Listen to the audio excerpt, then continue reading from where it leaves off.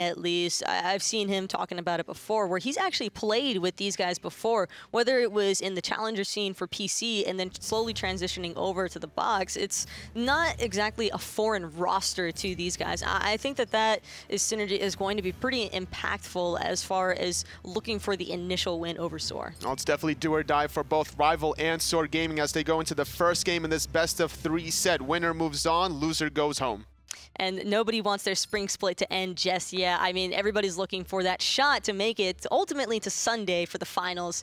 And considering that this is a best of 3, showing up on the first 2 especially would probably be the most important part. And I do find the bans interesting, though, from Rival, just opting for the Zhonghui Zeus. A little bit more expected. You don't want that AoE control coming out. And Zeus has definitely been a favorable pick to both sides. Normally, we don't see Zhonghui banned this early. Definitely targeted towards SoaR, trying to get him out of his comfort zone. He's one of those players where he either has a lot of confidence, gets momentum early on, or he could definitely be tilted really early and taken advantage of.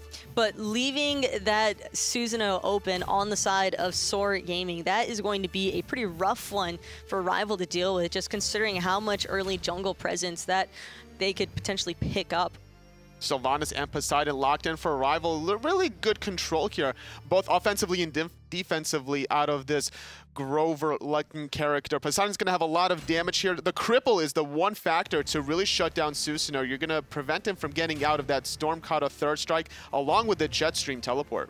But there's a lot of damage as well on the side of SoaR, and so you can cripple everybody as long as you want, but what's that going to matter when you're getting bursted for your health from that Scotty and Susanoo? Because of this Zhonghui ban, there's a lot of picks left open that you normally wouldn't see.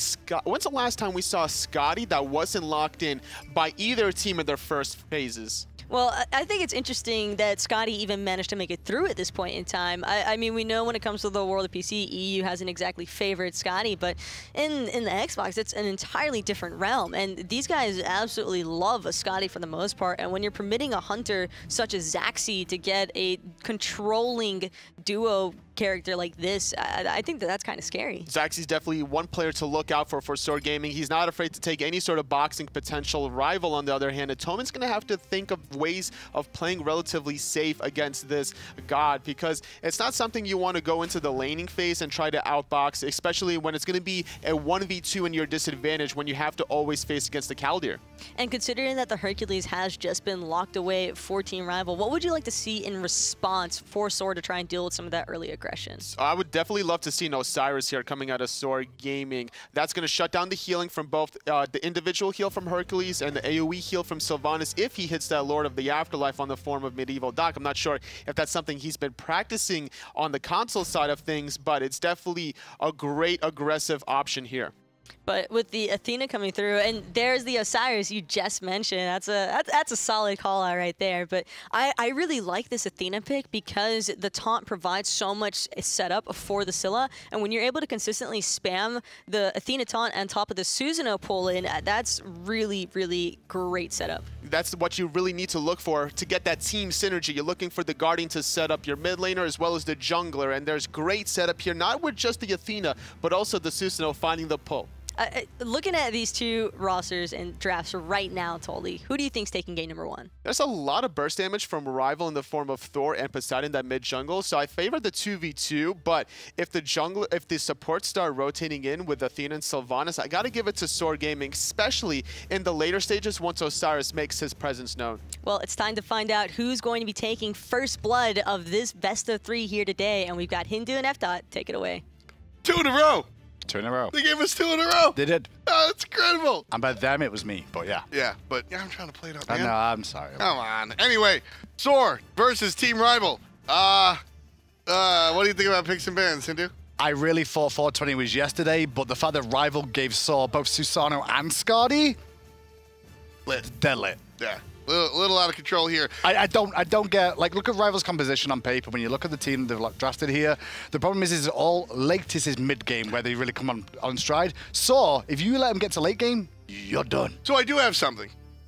The Susanoo and Scotty get through because the Zeus and the Zhonghui are banned out. Those are specific to Chalibur. Sure. And it's not just that he plays those characters well. He's known for having a relatively small god pool. So the idea that behind what Team Rival did is they selected the Poseidon second was, let's just take everything that Chalibur's good at.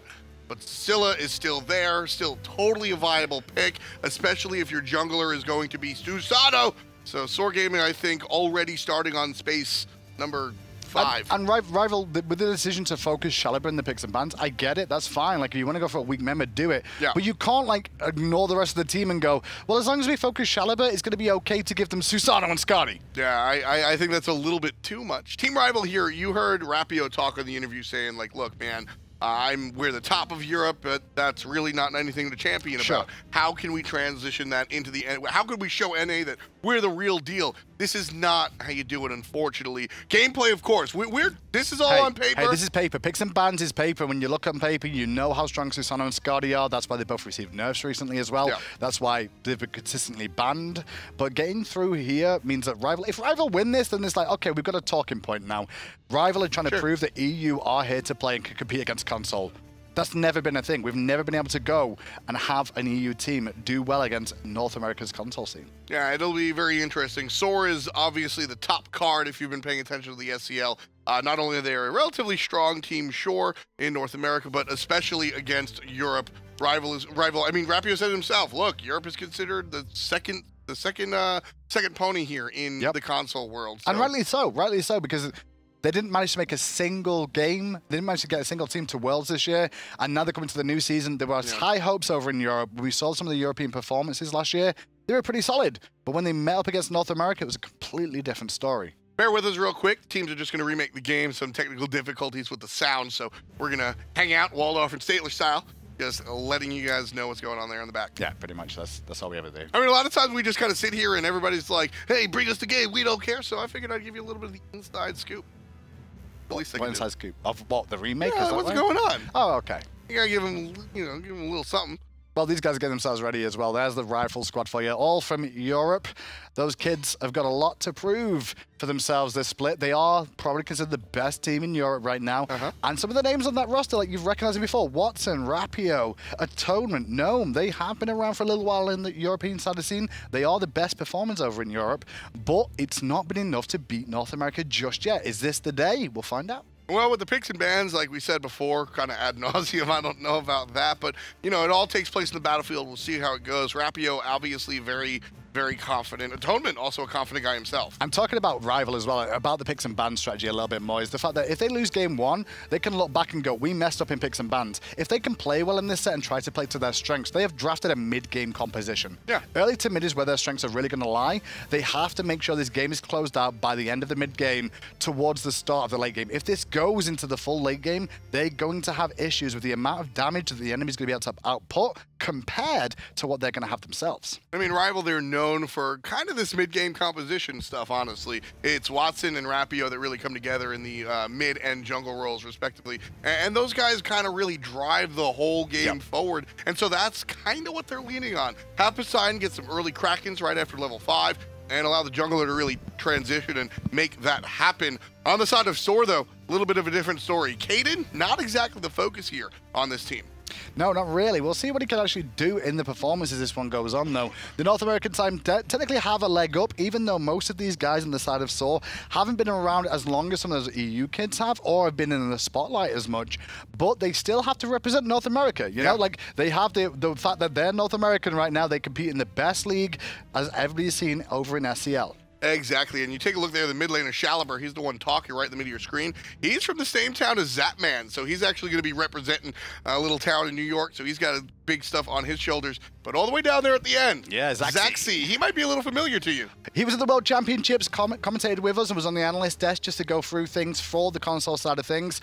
And obviously didn't make it to Worlds last year himself, but came as an analyst, and now he's trying to get that drive back. A lot of people who don't come to the World Championships get an extra drive to try and commit and get better in the next split. I just mentioned him. That's the story of Zapman, right? He shows up in the suit at Worlds, and I say, hey, next year you better be here in a jersey, and that's what happened. Obviously, his team didn't go ahead and confirm the win at Worlds, but they brought us Chang'e Jungle. Did pretty well. Semi-finals isn't a bad thing to look at when you look at how difficult international play is.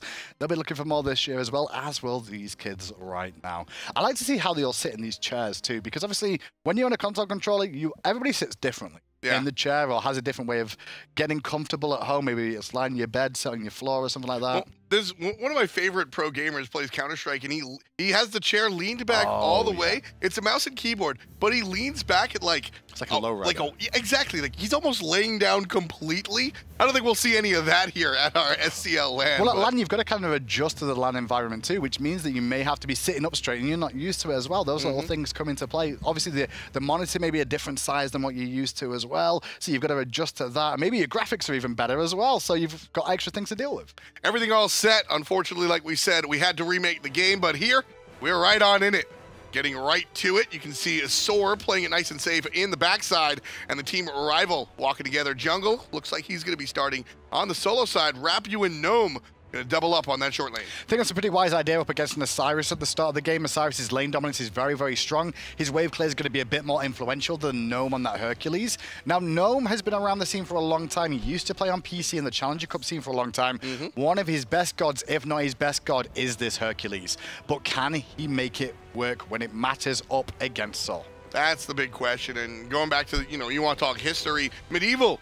That should be a familiar name to you PC players at home. He played in the Challenger scene and the tournament scenes for a while, and you can catch him in ranked most of the time. That's the same Medieval from PC. Stormy used to play on PC as well. A lot of these guys, whether or not they play on PC, have been in the scene for a long, long time. So wave clear is advantage to SoaR in this solo lane right now, but it just depends on how well they clear and if they take too much poke. As you can see, with Athena being able to group up the minions with Osiris, the wave clear is going to go in their favor early on, and that means they can start rotating towards the elementals. But Poseidon's already doing the same thing alongside Sylvanas. Well, Shaliber and Kaden here, they see that there's a fight going on by the little gremlin guys, but rather than actually join up, they're just going to go for the guaranteed win of the mid Harpies. I actually like that decision. I actually believe, though, that Watson and Jacob managed to steal away that big elemental. That was very important to hitting level 2 above their opposition, which means that Rival actually have a small lead based off that. Yeah, so right there, by taking the mid Harpies, that they knew, SoaR knew that they would hit level 2 off of the wave. So nice little taunt coming out there from Medieval as well, just onto Gnome to kind of cancel out that driving strike a little bit more. Make sure he keeps him honest as much as possible, as Kaden looks for a bit of a poke damage aggression there. Yeah, looking for crowd control by way of damage. That's what he's looking for. Just, hey, I'm going to damage you a little bit so you can't come closer, you feel unsafe. And if you do, I mean, you're just going to get crushed by Shaliber, so something he's got to watch out for. I love that Shaliber sticking to the Soulstone here. That's one of the go-to items for Scylla once upon a time. Things have changed with the advent of some of the other starter items, but he's sticking to his guns. Well, Soulstone can be very, very useful for getting that burst of damage out very, very quickly. Not only the old Soulstone, where it was one ability, your next ability would do it, you get it for a few seconds. So if you're going to do a combo, like both these mid laners are, you're going to be able to combo that and get the extra damage off of multiple abilities. Yeah, that's the bonus for Watson over there on the Poseidon. He's likely going to use the Whirlpool and the Wave to go ahead and really crush those minions. So surprised that will benefit him a little bit more. A little bit surprised by how long Rapio stayed in this lane for so far. Still level 4 now, equal with Gnome. Stormy Rays has got a bit behind in this lane, which is important. Make sure the Osiris isn't even or ahead of this Hercules, otherwise Hercules won't really enjoy this lane too much in the early stages. Yeah, Herc's got just underneath about 100 gold above his opposition. Which is pretty good. That's pretty good. Considering this matchup, I mean, this is not quite Rock versus Scissor, but Gnome actually getting into a lot of trouble pinged his opposition, and so the minion's going to take advantage, but pretty much just a little bit of back and forth. However, Rapio once again on this right-hand side. They're looking for the elementals here, Team Rival, with 3 members grouped up. Is that enough to make him hit 5? But now SoaR on the way over as well, so they know this is going on, but they won't be able to get there in time. Yeah, so if that was enough for Rapio to hit 5, I think we would have seen the early gank, but unfortunately not. And honestly, without that one happening, I don't really know if he's ever going to really want to go ahead and gank an Osiris. We've not looked at the duo lane just yet between the two hunters. They were both left alone since the start of the game. But what we did see is Zaxi was the one that rotated towards mid-Harpies early on in this lane. And Atonement needs to make sure he gets his wave clear online. Once he impales at a certain amount of levels, roughly around level 7 or 8, he should be able to wave clear the wave a little bit more effectively and then start to rotate. He has to use the pressure early that Anher brings to the jungle around the Gold Fury and around these elemental contests. At the same time, Anher's a character that really finds his claim to fame is his ability to fight and sort of box and punch you in the brain, and that's kind of what Scotty does, just a little bit better. It's because it's 2v1 the whole time, because Caldeir's always going to be along for the ride, body blocking shots, dealing extra damage as well, chasing you down and putting you under pressure the whole time. Makes it very, very tricky to box against the Scotty. Yeah, I think Caldeir is definitely one of the better dogs in SMITE. He's got a leg up on Bobo, that's for sure. Yeah, for Bobo. I was rip Bobo. I'm trying to think if there's any other dogs. I'm like, what other dogs is there? Fenrir? Technically, but is he even released yet? Like... Oh, wow, that was a bad one. This is going to be a bad one as well. SoaR barely gets away. Here's the jungler, and Jacob HL able to take down the mid lane with the dots. That's going to be a good one for Rival. That was all Jacob, though. The hot pull on SoaR. SoaR responded with the beads very late. Tries to beads a Kraken that was just on his noggin. He wasn't escaping that. And then the dot damage from Sylvanas was enough to pick up the kill. Fantastic first blood. Would have been nice to see it go to Poseidon, but I don't think Jacob would be too upset being able to get his boots online a little bit quicker. SoaR's a great player, but I think what we just saw was one of the things that really prevents him from being a top-end mid lane. His reaction time just not there alongside the other guys. He goes hot and cold for me, SoaR, from what I can see. Sometimes he can really carry the game on his own, but then the reverse angle of that is that sometimes he is the unfortunate one that gets focused a lot and doesn't do very well. Listen, SoaR is a movie actor, not a theater actor. He looks fantastic when there is a plan and a game set in motion. But if you surprise that dude, he is going to wind up on his backside. And so SoaR right there, that's exactly what happened. He couldn't predict what was going to come at him from Team Rival, and that's why Team Rival pick up the first blood and they're the first on the board and find themselves up almost 1,000 gold. Such an important moment for Rival to get off to a good start here, though. Obviously, the European representative, we always mention, like, they technically are the losers coming into this. They're not expected to win much because they're European, and it's not because it's a race thing or like where you're from. It's just like the European region is technically not been as strong as North America when we've seen them perform against each other. Yeah, I mean, there just hasn't been the same, man. And what do you think why do you think that is? Is that just how the cookie crumbles? What, with the European scene versus the North American? I think it's levels of play and actually who are playing on the box and who are playing on over in North America versus Europe. Rival are the best team in Europe, but the problem is if you've not got high-level competition to face against yourself, you can't improve until you come to the lands. You've seen teams like this in before. The old COG Red had those issues back in the PC days. Yeah.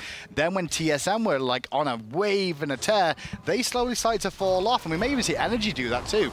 Gnome right here, fighting the 2-on-1, finds a good kick, but he's going to be picked up and put down. Stormy Rays gets the kill, off of the assist from the jungle. Well done for Kaden. But meanwhile, the Gold Fury goes on the left-hand side. Rapio to the sky, lands down on nobody, and it's Atonement that gets the kill. 1 for 1 so far, but Zax is in trouble too and left alone. The double tap was great, and Atonement gets the double. Now they can fall back to the gold, but there is 2 members of SoaR still here. Listen, man, storylines are just that. It's just a story. Sometimes it all plays out a little bit differently. Watson picks up SoaR. Double tap is good on Kaden despite the pull. And Team Rival, it's 4-1 right now, Graham. They're looking good. They get the kills, but they don't get what they really wanted, which was the Gold Fury. Gnome getting ganked on the right-hand side at the start of that whole thing around the Gold Fury was the go moment for Rival to go, hey, they've got the jungle on the right-hand side, let's get gold. The fight, the ultimate's not very well used by most people in that team fight, honestly, overall. Yeah. But it paid off for Rival because SoaR slowly went in like lemmings 1 by 1, and in the end, you get to fall down. Rival, though, like we said, defying what a lot of people came in here for. Right now, looking for the win early on. A nice little early lead here, sitting about 1,500 above their opposition, 7.5 in. The last kill that we saw there as well, when SoaR fell down, he really shouldn't have been where he was. There was no point for him to be that far forward. He should have allowed Kaden to go in first of all.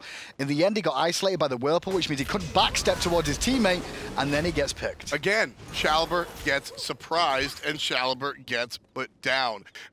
SoaR need to have a game plan in order for their mid laner to succeed. Right now, 0-2-0. Not off to a good start. The next play has to be initiated by SoaR if they want to fight their way back into this. And it's just wait around now from Rival because they're in a good enough position so far. But we did mention the clock that this team is going to have as the game goes on. Sure. The longer this game goes, the damage output is going to reduce just because of how tanky the opposition will get. And the opposition's burst is so much heavier. Just look at this fact. Poseidon Kraken versus I'm a Monster. Yep. Which one would you rather have at 40 minutes in the game? On her ultimate versus Scotty ultimate. Which one would you rather have at 40 minutes in the game? Exactly. So, Rival, they've got to win this one early on, which is exactly what they're set up to do. At the same time, SoaR understand that they're not going to be as powerful at this moment. So, 4-1, 1,500 down. I'm sure they're not happy about it, but they're not getting ready for game 2 just yet. Sure, but now their ultimates are all back up for Rival here. They should be starting to go towards the Gold Fury again. Not because they should be taking the Gold Fury, but they should be trying to get SoaR to fight them there one more time. They get a fight like that and you win around the Gold Fury. You want to go straight back and do the same thing if you can. Yeah. Try and bring SoaR into the same sort of spot they just did. Get another 4 kills, continue to extend the lead, and maybe get the gold. Just keep coming out while Shalibur's looking the other way. That's what Rival have to do. And this is what I always talk about, in-game adaptation. I don't know if Team Rival have sat there and watched every game from SoaR the way us two have. That's how we know about Shalibur's sort of Achilles heel. Team Rival, they have to make this switch now. They have to notice this is how we're winning team fights. Shalibur's the guy. We got to go in on him deep, and if we do, we can take the game. Now, Atonement on the Anher on the left-hand side. I love the fact that he's gone for Transcendence this game. Normally, I don't necessarily like the idea of an Anher going for a Transcendence just because he wants the attack speed, he wants to go for the penetration. But because we discussed the fact that it's a mid-game composition here, this Transcendence will allow him to stay relevant a little bit longer, even though it hurts him in the very early game, where he's not really going to find much anyway up against a Skadi. Team Rival starting the Gold Fury for the second time. We'll see if they're able to take this one home. They're actually playing with it. They're doing what I wanted. They are doing exactly what I wanted. Yep. Bait them in, try and force a fight around it. If SoaR would have thrown their lives around away like they did last fight, let's see them do the same thing again. Rival could pick up a couple of kills. This time SoaR corrected that issue a little bit more though, and they're going to hold back and just watch to begin with. Yeah, we'll see how this one works out. Team Rival on the right side. They're going to get jumped on by Stormy Rays. He gets 2 people in his clutches. There's a nice Kraken coming out. Kaden cleans up Watson. That's going to be one for SoaR, number 2 in the game. Stormy Rays making plays for Dave. That was a great play from him. Honestly, his initiation onto the 3 of them, Watson was not prepared in that situation whatsoever to be jumped in on. They would not expect him to be in there. And Watson's like, wait, what a second? He's on my face already? Forces the Kraken early in that engagement too, and it's on the front line, so then you're not going to be too upset about the Kraken going there. And they pick him off as well, which allows SoaR to relieve some of that pressure that we saw Rival try to put on. I like SoaR playing a little cheeky right there, hanging out right around the corner, just seeing if somebody's going to come.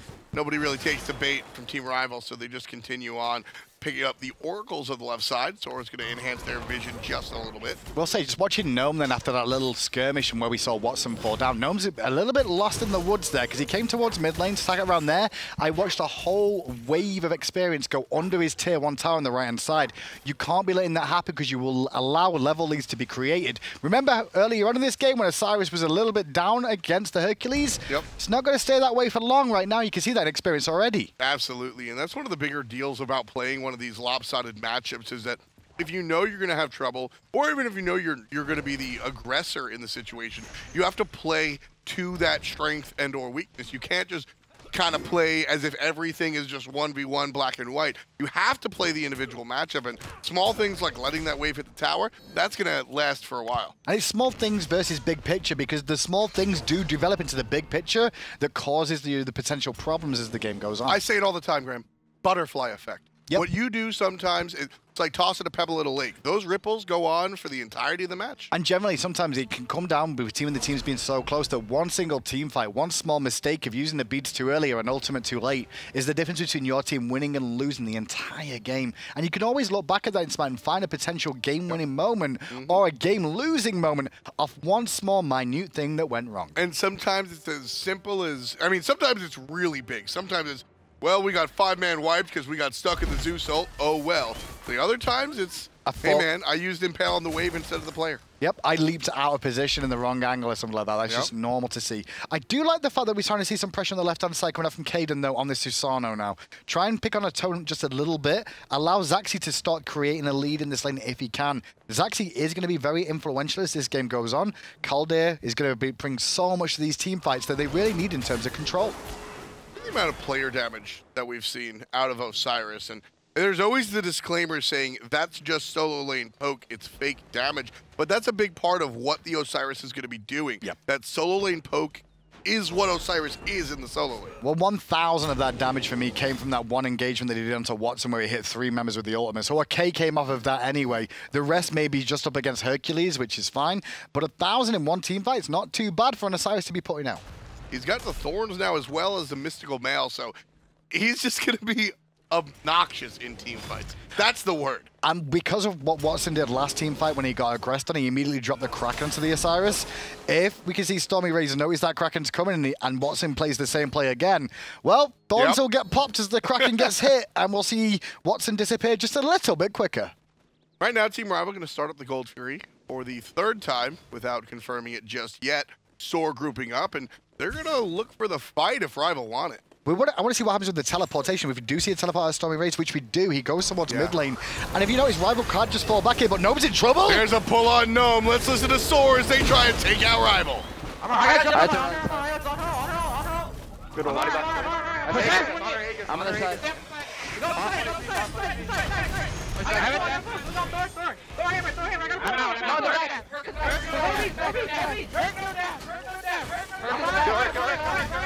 Alright, that's up. Go. I'm gonna heal these. We can't do gold. We can't do gold. No, we can't do gold. We can. I have cluster secure. The zone out. Take this, Medi. Yo, go on the honor. You have to go on the honor. Throw double tap. Throw hammer. Yo, I'll secure a crush. Let's honor jump.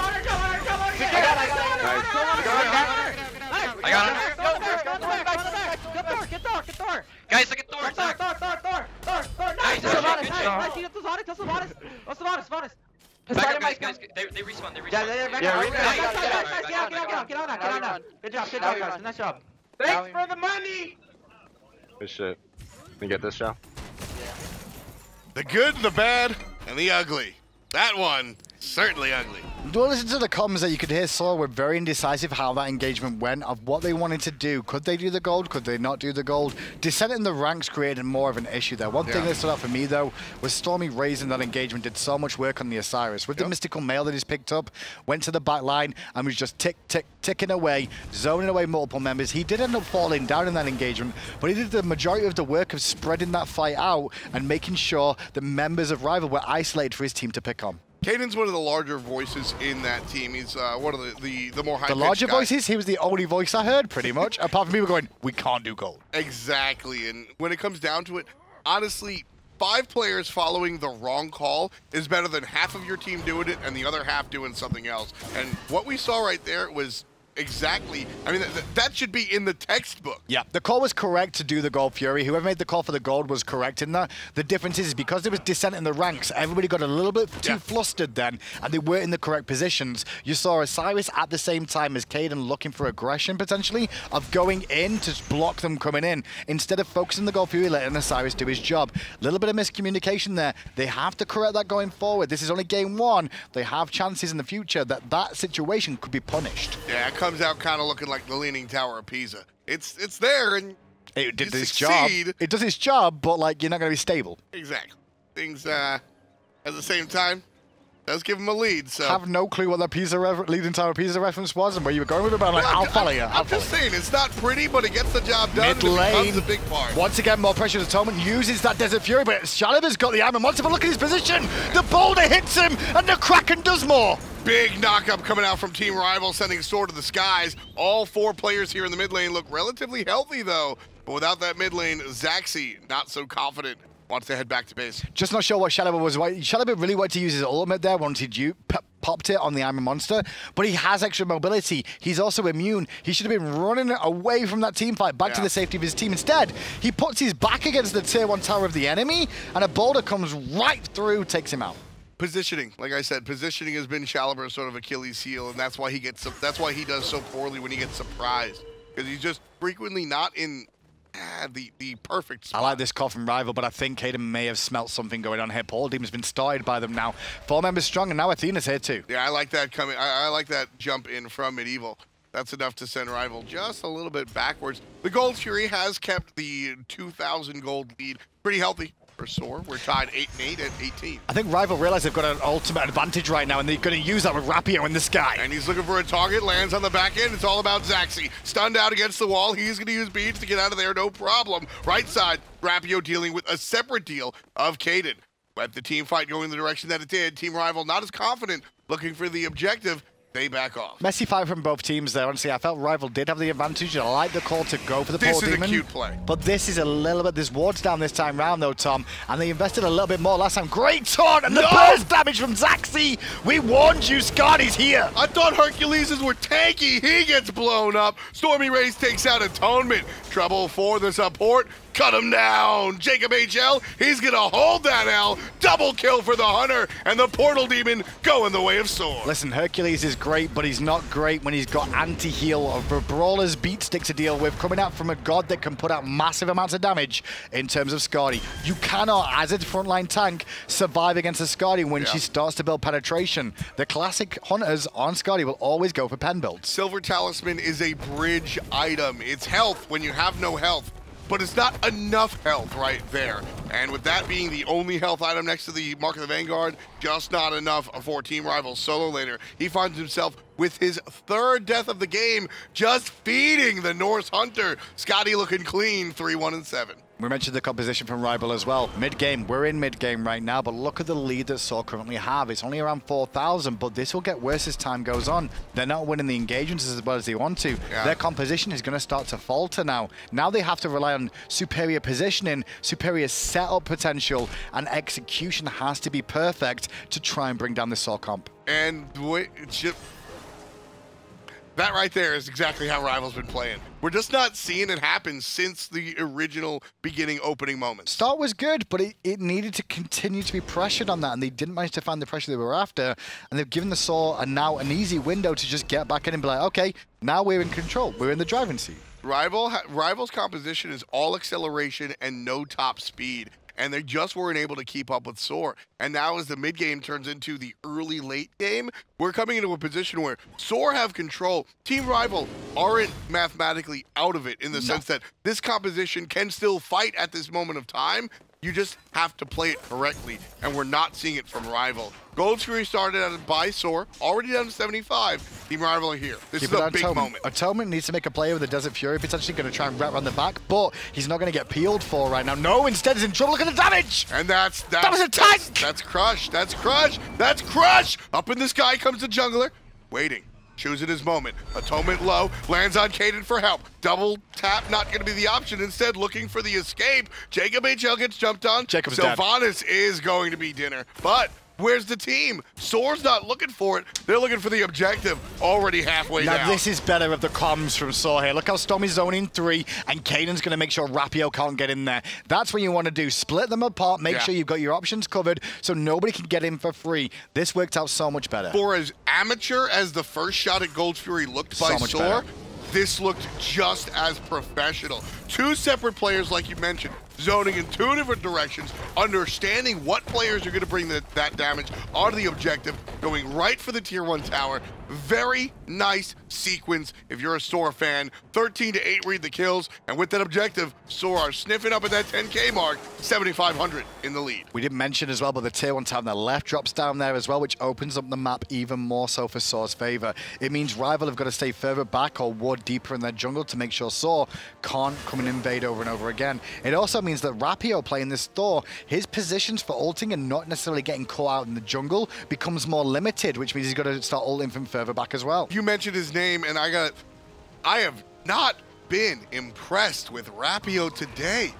His play online has been so much better. Realistically, though, look at how many kills he's been involved in. 7 of the 8 kills that the team has. You can't look at him and go, was he really the problem in this game? Was he an issue? No, he's definitely not the issue here, but I think that we've seen him exert more pressure. We've seen him have better plays. We've seen, I mean, just his raw accuracy been better online versus LAN. And don't tell me that it's a different opponent, because what I'm seeing here is irrelevant of the opponent. He's just not playing the way I'm used to seeing Rapio play. And that Rival have basically, for what I can tell from their picks overall, it felt like comfort picks was the order of the day for them. It was an early mid-game composition, which works out fine, but it also looks very comfortable. It's not like I've not seen Atonement play Anher before. It's not like I've not seen Jacob on Sylvanas. The whole squad has gone for comfort picks. Rapio burst into the scene playing Thor. Yeah, I mean, this is his what he does. Which I like the idea of Rival going for comfort for an early mid-game, trying to snowball the game. What I don't like, though, is that now they've found themselves in an awkward spot, and there's not much they can do because Nomi's still trying to play the same way. Being frontlining up against the likes of Zaxi on that Skadi, and then you've got Shaliber there with the cripple route, so it means you can't even get away. It's going to be a bad time. And plus, the Crush is going to be stripping whatever protections you actually do have. I mean, Shaliber is just in a position to really do whatever he wants. Could do a lot of work with that, and now we can see that SoaR going to set up around the Portal Demon. With Fire Giant being available, this is the perfect spot for them to be in. They're happy to fight because Stormy is happy to box anyone. He's 3 levels over Gnome right now on this Osiris. And that's one of the bigger deals, 3 levels on an Osiris. Right now, Jacob HL brought down at below half before the ultimate. There's one for Shaliber, looking for number 2. Not enough to kill, but a big chunk, and Zaxi gets the kill off of it. Shaliber with the doubloon as he wraps around on the backside. 3 dead on Team Rival, and they're looking for fire. It was good map awareness from Shaliber to recognize Watson was just hovering, looking for the Kraken to delete him off the map. Instead, he does the backstep during the ultimate and then confirms the damage for the double. Very, very good. Excuse you, that's the Barra backstep. I wasn't going to call it anyone's backstep, I just said he backstepped. I didn't reference a name just so people don't go get upset. Safety factor. Oh, well, not too safe as Team Rival, as SoaR are doing exactly what their name says and going directly to the top, doubling Team Rival's kills, sitting pretty at over 10 grand in their pockets versus the opposition. It's just game 1, but SoaR have made a statement. They've made a statement, but Rival have given them a lot of opportunities to make that statement. If you look at the player damage there, you've got Skadi, second top damage after the Osiris at the moment. Skadi should not be getting through picks and bans. And if she is getting through picks and bans, you pick it up. Yeah. You don't let the opposition get it. Yeah. They gave them both Skadi and Susano. You can't give them both. You just can't do that. To be fair, if you're going to play fast and loose with something, if you're going to be interesting, it's going to be game 1, or it's going to be when you have the advantage. I'm down for either. So game 1, try it out, see if it works. Hey man, it didn't work. Now we're at crunch time. Rubber match, we got to change things in game number 2. It was Zhong and Zeus banned, right? Directly at Shaliber. So just to be clear, they banned Zhong over banning Skadi or Susano. And that is a talking point in itself of looking back at this game where you're like, hey, their comp is on early mid. What went wrong? Oh, we let the Skadi Susano control the game. Listen, I'll be straight up. I don't think Shaliber's Zhong Kui is good enough to warrant the ban above Skadi. And I mean that not as a knock at Shaliber, but as a knock at Team Rival. If they're afraid of Shaliber's Zhong Kui, God help them if they get into the semis. At this level of play, though, as well, it's not really wise to try and ban out a particular person. You want to take them off something that they're super comfortable on or supremely excel on. Well, like, supremely. Like, the old days, I don't know, like, I'm trying to think like Zapman's Apollo back in the day. Like, you used to want to ban Zapman's Apollo against him because Apollo was good, yeah? But you can't ban him his whole God pool out. And if you do that, you're leaving things up that the opposition can abuse elsewhere. So Shaliber's the guy. If Team Rival was able to take, because they banned out Zeus and they banned out the Zhong Kui, right? And if they were able to also take the Scylla, they would have successfully banned out Shaliber. And then he's just sitting there like, I guess I'll play Isis, and he's going to go 0-10. That's the thought process behind Team Rival's trying to ban out Shaliber, because if you're going to ban anybody out, he's the one with the small God pool. Sure. But Scylla is still in the wheelhouse. It's still a God he can pilot, and I just... You can't almost get there. You have to get there if you're going to ban somebody out. Now, I know we talk about picks and bans a lot. It's because SoaR took the Fire Giant, as we saw, and they decided to push their lead even further. Instead of going for the Phoenixes, they've literally farmed everything on the map right now and still have enough time with the Fire Giant to look for a Phoenix afterwards. Look at the item advantage now that you can see on the side and the levels, because they've taken that extra win of opportunity to just farm up a little bit more. They've gained about 7,000 to 8,000 gold over the course of our conversation. Exactly. Getting Fire Giant, cleaning out the jungle, Gold and now Fury. finally looking for the push on the left-hand side. Notice Stormy playing the 4-on-1 in the mid lane. Let's listen to SoaR as they make their push into the enemy Phoenix. Oh, Jacob's in trouble there. Hang on a second. The Cold Dare's going to come through as well. Pick it up. Zaxi gets the kill. Phoenix down. Rapio to the backside. Going to hit too, but he can't stop the Phoenix going down. That's a big play. Look at Shaliber avoiding the middle of the ultimate from the mid laner. And ultimately, this could be bad for Team Rival. Titan probably a little too early, guys. You got to back off. But Shaliber's doing no such thing. Down goes Gnome. You're going home. Gnome's just not that tanky still in this game. With only really sort of that Pestilence that's bringing him health right now. It's not enough to keep him going, which is going to allow SoaR to just shred the front line, and the back line has to continue to run away. Ultimate from Shaliber, expecting the taunt, not going to be there. Instead, looks Game right one. at Mr. Titan, and down he goes! Rival are going to be looking up as Stormy Rays picks up the kill. Medieval gets one, and it was almost tricked.